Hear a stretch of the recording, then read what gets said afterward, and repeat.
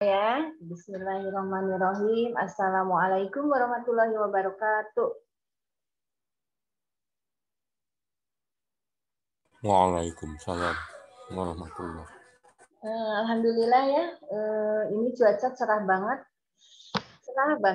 Mataharinya begitu keluar sehingga memberikan penerangan yang cukup luar biasa. Gimana di sana sama?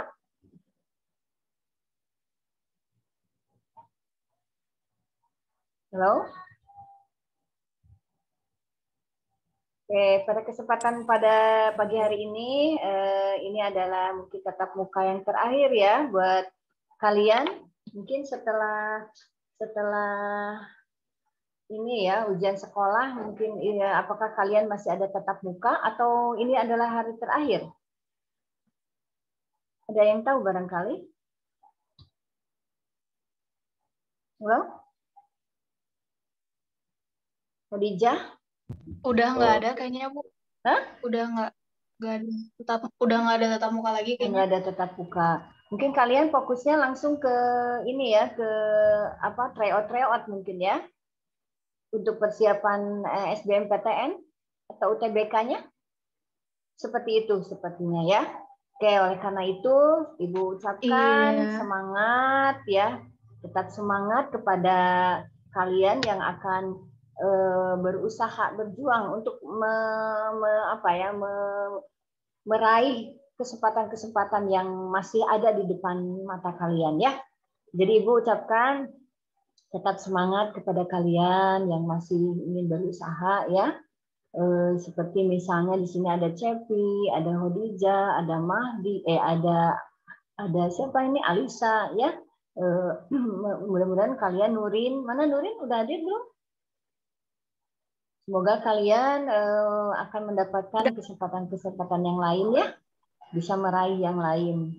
Seperti yang Ibu tahu nih ya, di Mutohari itu biasanya tahun-tahun yang mungkin 5 tahun ke belakang itu biasanya presentasi antara SNPTN sama SBM itu lebih banyak yang SNPTN ya. Di Unpad itu adalah tempat yang paling banyak diraih ya oleh SMA Mutohari dalam program SNPTN jalur SNPTN. Tapi untuk akhir-akhir 3 tahun ke belakang justru dibalik gitu ya. Jadi artinya bahwa kesempatan untuk memperoleh SNPTN itu sangat kecil kursinya ya. Walaupun ada tapi tidak terlalu banyak. Nah, artinya bahwa yang diterima di perguruan tinggi negeri itu biasanya banyak melalui jalur SBM gitu ya. Alhamdulillah untuk tahun-tahun 2 tahun dari belakang ke sini itu yang banyak diterima itu melalui jalur tes USBN gitu ya atau UTBK. Nah, jadi artinya bukan berarti tidak diterima di SNPTN, bukan berarti pintu tertutup, tapi masih banyak pintu yang terbuka untuk kalian raih melalui berbagai jalur ya. Karena itu tetap semangat kepada kalian yang masih akan mau berusaha dan berjuang untuk mendapatkan kesempatan-kesempatan di depan mata kalian ya. Oke. Oleh karena itu bagaimana kita harus mempersiapkannya? Setidaknya kita harus mempersiapkan secara fisik dan mental yang paling penting ya, di samping persiapan secara akademisnya gitu ya. Nah, secara akademisnya kalian bisa mencoba melalui berbagai latihan yang dilakukan ya. Karena sekarang di era pandemi seperti ini, maka alangkah baiknya kalian lebih belajar mandiri gitu ya. Lebih belajar mandiri itu ada ya. Lebih belajar mandiri adalah kunci yang paling penting ya, bekal yang paling penting gitu ya. Karena dengan kemandirian kalian, berarti keinginan kalian itu datang dari dalam diri sendiri untuk mempersiapkan bagaimana kiat-kiatnya, trik-triknya dalam menghadapi soal-soal SBMPTN dan UTBK-nya ya. Oleh karena itu hal yang paling penting adalah minat kalian dalam menghadapi UTBK dan SBMPTN ya. Jadi seperti itu. Nah, persiapannya kalian mulai dari sekarang, mulai secara akademis, kalian banyak berlatih ya soal-soal gitu ya. Banyak melihat soal-soal yang akan diujiankan gitu ya. Seperti tadi Ibu sudah share gitu. Sudah share beberapa contoh soal gitu ya untuk untuk mempersiapkan soal-soal yang akan dihadapi ya. Sebetulnya banyak sih kesempatan untuk di online ya. Sebenarnya banyak tersebar di online itu soal-soal sehingga bisa kalian melakukan belajar mandiri ya. Ibu mau tanya, ada yang ikut bimbel nggak di sini? Baik bimbel secara luring maupun daring. Halo? Ya, Bu. Siapa yang ikut Tapi daring? agak Hah? Ya? suaranya tuh kayak menit-menit gitu loh, Bu. Putus-putus Oh, kayak gitu. gimana? Suara Ibu kurang jelas.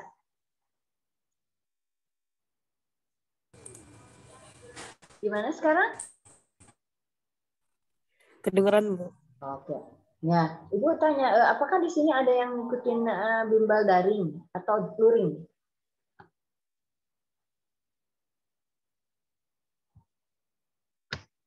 Kalau misalnya tidak ada, bukan berarti itu menjadi suatu kendala buat kalian dalam mendapatkan kursi PTN ya.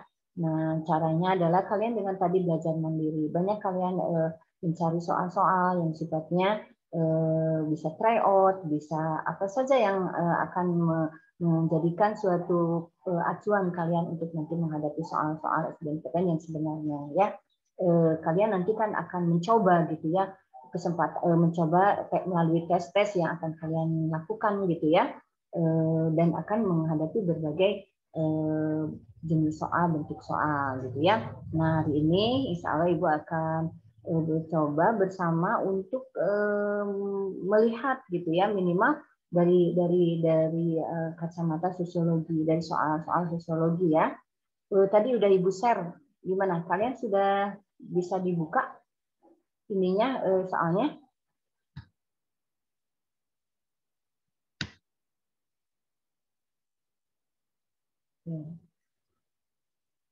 Di sini kelihatan nggak soalnya? Halo? Halo? Sudah kelihatan, Bu. Udah Kelihatan ya? kelihatan. Nih. Oke, di sini ada beberapa contoh soal. Kalau kemarin kalian waktu Kamis kemarin ya, maaf dua Kamis kemarin kita tidak masuk, kita tidak tetap muka karena satu libur Isra Mi'raj, yang kedua adalah libur ibunya memang tidak bisa karena ada rapat ya. Nah, sekarang alhamdulillah ini mungkin kesempatan untuk membahas soal yang sudah Ibu berikan kemarin. Sudah diisi belum? Bukan yang ini, yang satunya. Ada nggak? Maksudnya sudah dikerjakan belum? Yang Ibu share? Halo? Ya, Bu. Gimana, Bu? Sudah diisi, mau kita bahas yang soal minggu kemarin atau mau ini dulu? Halo? Aku belum ngisi, Bu. Hmm? Nurin belum ngisi. Oh, Nurin belum diisi. Tapi udah dapat soalnya Nurin. Yang ini aja dulu nggak apa-apa, Bu. Udah Oke. kebuka Ya udah kan, kalau jadi gitu mending ini aja, Bu. silakan nanti itu simpan saja kalau memang bisa sekarang setelah ini kita bahas ya. Kita bahas karena banyak sekali kalau mau kalian itu banyak sekali di Ibu. Ya, soal-soal yang untuk UTBK maupun SBMPTN-nya ya. Nah, sekarang kita bahas yang soal ini. Soal ini adalah dapat dari bimbel online gitu ya, gratis gitu lagi ya.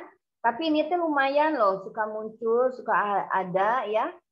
Memang seperti ini juga kan mereka menyusun itu sesuai dengan standar gitu ya, standar yang berlaku gitu ya dalam menghadapi soal-soal UTBK dan atau SBMPTN gitu ya. Mau bahas dulu yang ini enggak? Gimana? Yang ini aja, Bu. Oke, kita bahas yang ini ya. Oke, di sini kerjakan soal berikut dalam waktu 40 detik. Nah ya, di sini teh. Nah, di sini kalian silakan kalau mau berkomentar ya dengan jawaban yang dengan menjawab terus dengan memberikan alasannya, silakan. Di sini ada materi interaksi antar individu dapat terjadi dalam, nah kita ini dulu, pindahin dulu.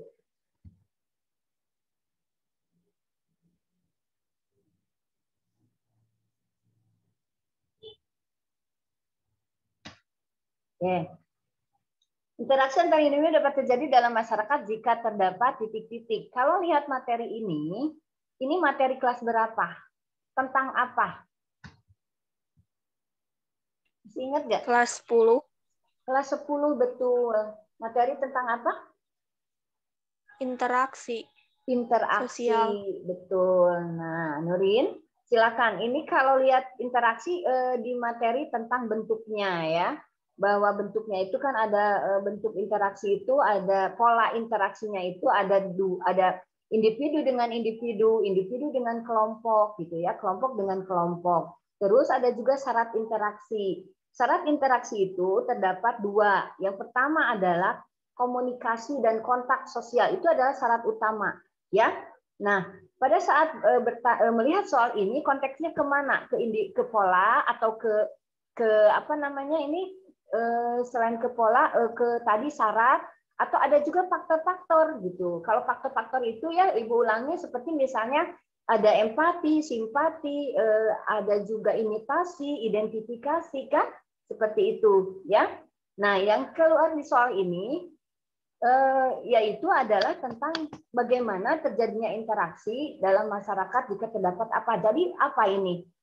Adalah biasanya ke syarat ya. Halo? Nah, kalau ke syarat, kira-kira dengan adanya tadi dua syarat interaksi itu adalah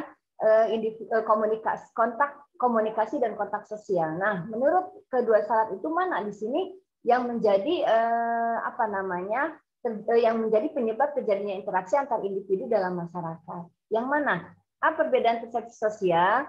B. Adanya hubungan dengan memperhatikan waktu dan tempat. C. Memperhatikan perkembangan norma yang berlaku di masyarakat. D. Pembatasan perilaku sosial. Adanya anggapan munculnya ancaman. Yang mana jawabannya? Ada yang bisa jawab? B, adanya hubungan dengan memperhatikan waktu dan Apa, tempat. Dija? Hah? Apa, Dija? Agak keras suaranya, Ibu, kurang kedengaran.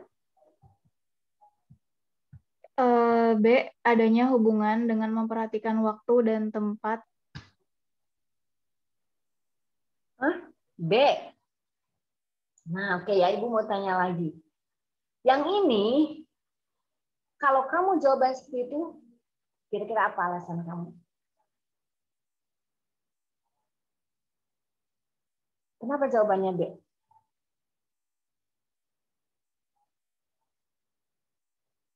Ayo, Dija. Kamu kok jawabannya B? Ya, soalnya kalau yang adanya anggapan munculnya ancaman itu bisa, cuma Ya. Kenapa salah? Enggak. Kenapa Kurang, salah? kalau menurut Alia sih kan, sekarang kan Alia lagi buka buku, Bu. Terus di bukunya tuh nggak ada jawabannya yang di sini. Cuma di buku kan adanya kontak sosial dan komunikasi. Kontak sosialnya juga bisa kontak langsung atau tidak langsung. Betul. Terus itu tuh semuanya kayak keseluruhan gitu, Bu. Cuma kan di sini kalau kayak adanya anggapan munculnya ancaman kurang Oke. apa ya? Ya, di sini banyak sekali cara Kurang berpikir. mencakup luas. Tapi itu menurut saya sih. Oke. Jadi kamu jawabannya B ya? Oke, sekarang Ibu kasih tahu ya. Kamu menjawabnya sudah betul. Kenapa? Ibu tadi belum menyebutkan bahwa ada ciri-ciri interaksi sosial itu. Ada 4 ciri interaksi sosial. Yang pertama ada dimensi waktu. Yang pertama ada tujuan. Yang kedua ada dimensi waktu. Ya. Nah, jadi artinya interaksi itu terjadi di waktu yang kapan? Sekarang, kemarin, sedang berjalan, atau nanti, gitu ya. Past tense, future, atau satu lagi apa? Future yang akan datang. Yang sedang berjalan. Nah, itu adalah ciri yang kedua, bahwa dalam interaksi itu memang ada yang namanya batasan waktu. Nah, di sini sudah jelas adanya hubungan dengan memperhatikan waktu dan tempat. Tempat itu adalah pasti setiap interaksi terjadi, kita di mana terjadinya? Di sekolahkah, di rumahkah, di tempat renangkah? Betul nggak? Ya. Jadi kalau menjawab ini secara yang B, itu karena memang betul ciri-ciri dari interaksi. Terus ada lagi ciri interaksi yang berikutnya itu dilakukan oleh lebih dari satu orang, gitu ya. Nah, cuma di sini yang munculnya, ciri yang munculnya adanya waktu dan tempat. Nah, ini udah betul. Ini adalah bahwa interaksi terjadi individu antar individu itu udah jelas. Berarti antar individu itu ada individu dengan individu atau individu dengan kelompok, gitu. Itu ada subjeknya. Ya, nah itu yang ke-1 ciri. Yang kedua ada waktu, dan ketiga ada tempat, yang keempat ada tujuan, gitu ya. Sehingga menjadi ciri dari interaksi sosial yang B. Betul jawabannya. Ya, ini syarat menjadi adanya interaksi dalam masyarakat. Jadi betul jawaban kamu yang B tadi, ya. Dengan alasan mungkin kamu tidak dibawa ke ciri. Ibu pertegas, ini adalah bagian dari ciri interaksi sosial. Ada waktu, dimensi waktu, ya di sini itu ya. Terus ada tempat. Itu ada ciri-ciri dari interaksi. Kalau misalnya adanya anggapan munculnya ancaman, ini bisa ke bentuk interaksi. Kalau bentuk interaksi itu ada yang ada disosiatif dan ada asosiatif. Mungkin kalian pernah belajar ya. Bentuk yang asosiatif yang seperti apa contohnya? Bentuknya jenis-jenisnya apa aja? Interaksi yang ada di bentuk yang asosiatif. Yang bisa jawab? Silakan.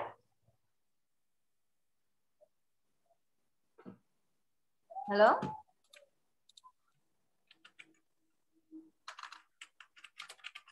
Silakan, Alisa mungkin masih ingat, atau Farisa?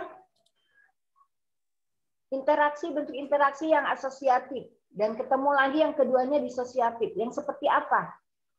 Siapa tahu nanti ya? Pelakunya lebih dari satu orang, Bu. Pelakunya lebih dari satu orang. Ya, itu ciri. Itu masih ke dalam ciri. Pertanyaan Ibu, pada saat di sini kerjasama. Ya? Apa? Contoh ya, Bu. Negatif. Akomodasi, Bu. Akomodasi, Ya. asimilasi, akulturasi. Nah, betul. Itu masuk ke dalam bentuk interaksi yang asosiatif. Yang interaksinya positif, mengarah kepada persatuan, bukan yang sebaliknya kepada pertentangan, konflik, kontroversi. Bukan. Terus satu lagi persaingan ya, kompetisi. Bukan itu. Kalau itu masuknya ke interaksi yang berikutnya, yaitu di interaksi yang disosiatif. Betul nggak? Ya. Jadi ini Ibu mereview kembali materi-materi konsep dasar dari awal tentang interaksi. Ya.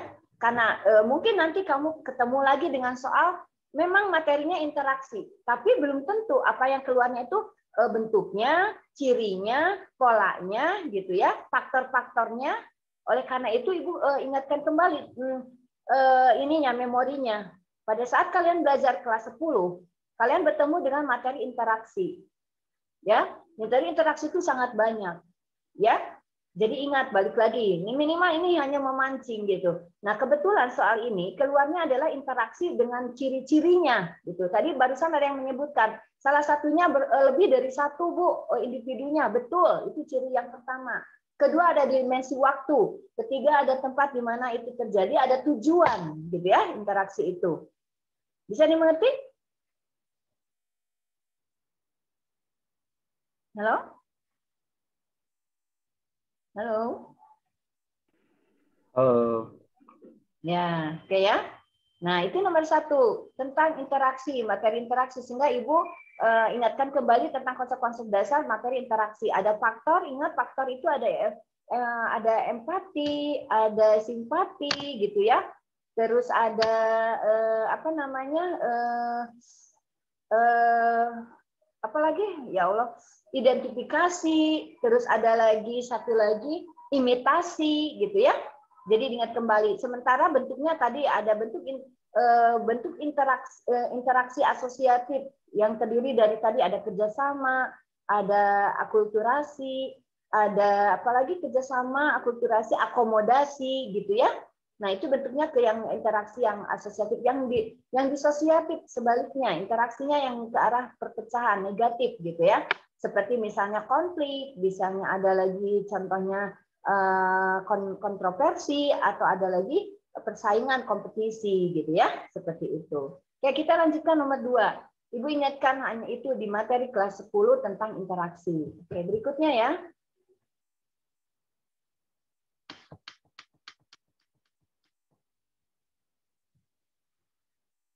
Nah, kita ketemu lagi di materi berikutnya.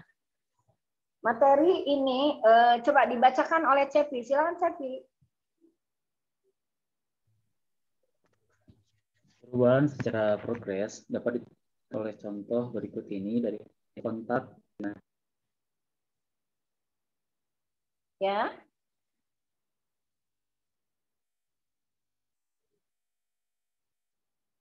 Wah.